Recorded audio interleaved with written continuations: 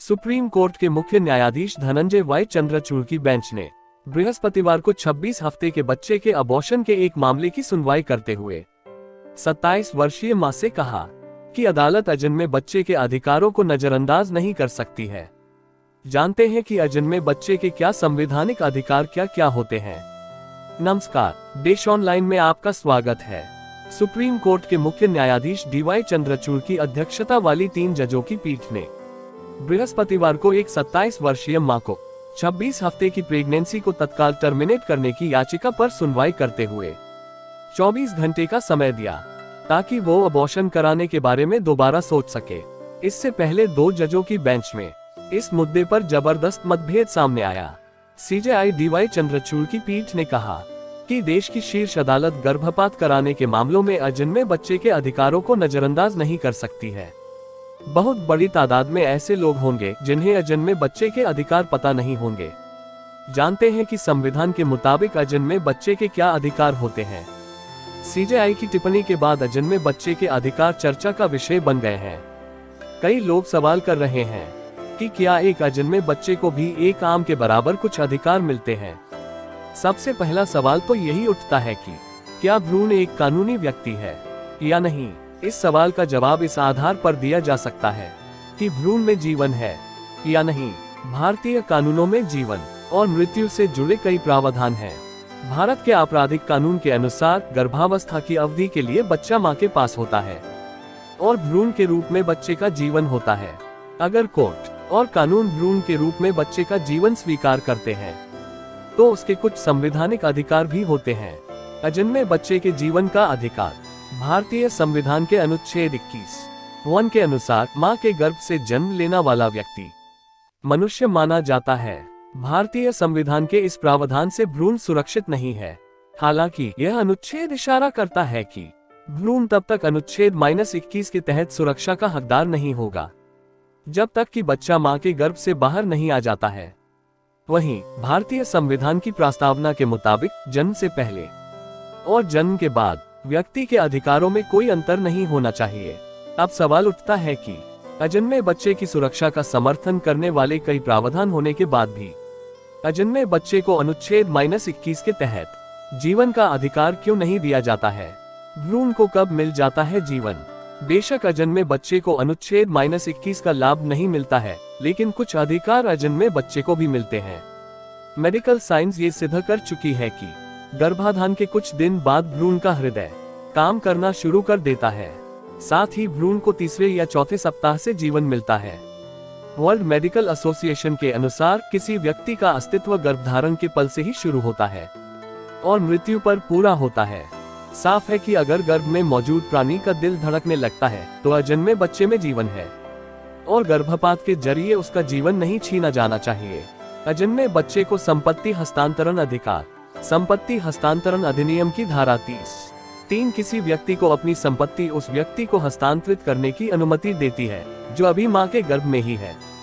भले ही यह धारा भ्रूण को जीवित व्यक्ति नहीं मानती है, लेकिन यह उसे संपत्ति के हस्तांतरण की अनुमति देती है। हिंदू उत्तराधिकार अधिनियम की धारा 20(5) भ्रूण के अधिकारों को नियंत्रित करती है।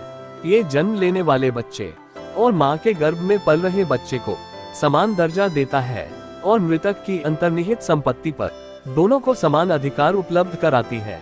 लिमिटेशन एक्ट 1963 की धारा 6 में आने वाले नाबालिग शब्द में अजन्मा बच्चा यानी भ्रूण भी शामिल रहता है। गर्भवती मां के मृत्युदंड पर नहीं होता अमल। सीआरपीसी की धारा 416(4) के मुताबिक जब किसी महिला को गर्भवती साबित करके मौत की सजा दी जाती है तो मामले के आधार पर मृत्युदंड का क्रियान्वयन या तो स्थगित कर दिया जाता है या आजीवन कारावास में बदल दिया जाता है। इससे साफ होता है कि मृत्युदंड पाई हुई मां को सजा के क्रियान्वयन में भ्रूण के जीवन को ध्यान में रखा जाता है। भारतीय दंड संहिता की धारा 312(6) से 316(7) में अजन्मे बच्चे को बहुत ज्यादा प्राथमिकता दी गई है। इन धाराओं के तहत कोई भी व्यक्ति जो किसी बच्चे को जीवित पैदा होने से रोकता है या भ्रूण की मृत्यु का कारण बनता है तो उसे उत्तरदायी मानकर कार्यवाही की जाएगी। भ्रूण को 1994 में किया गया था परिभाषित।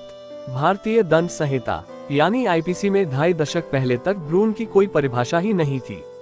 जब 1994 में भ्रूण की लिंग जांच को अवैध बनाने वाला PCPNDT कानून पेश किया गया, तब पहली बार मां के गर्भ में पल रहे भ्रूण को परिभाषित किया गया था। जन्म पूर्व परीक्षण तकनीक दुरुपयोग के नियमन और बचाव अधिनियम 2002 की धारा 4(1)(b)(c) के तहत भ्रूण को परिभाषित किया गया है। इसके तहत एक महिला के गर्भ में पल रहे एम्ब्रियो को 8 हफ्ते बाद यानी 57वें दिन से पैदा होने तक कानून के नजरिए से फीट्स या भ्रूण माना गया है। वहीं कन्या भ्रूण हत्या को लेकर कानून और ज्यादा सख्त है।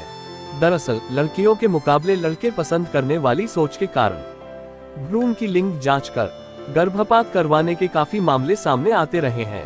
कब मां को मिलती है अबॉर्शन की छूट?